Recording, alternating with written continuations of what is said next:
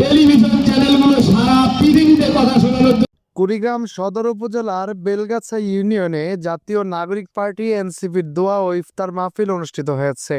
শুক্রবার 6 মার্চ বিকেল 5:30টায় বেলগাছা ইউনিয়ন শাখার আয়োজনে বসুনিয়ার হাট সরকারি প্রাথমিক বিদ্যালয় মাঠে এ দোয়া ও ইফতার মাহফিল অনুষ্ঠিত হয়।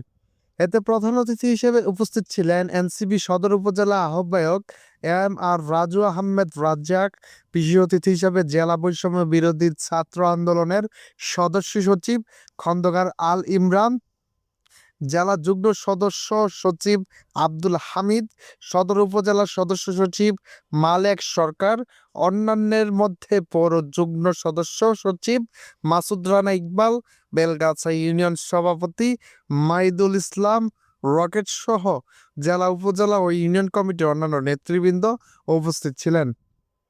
Shakib Khandakar, FBN news desk.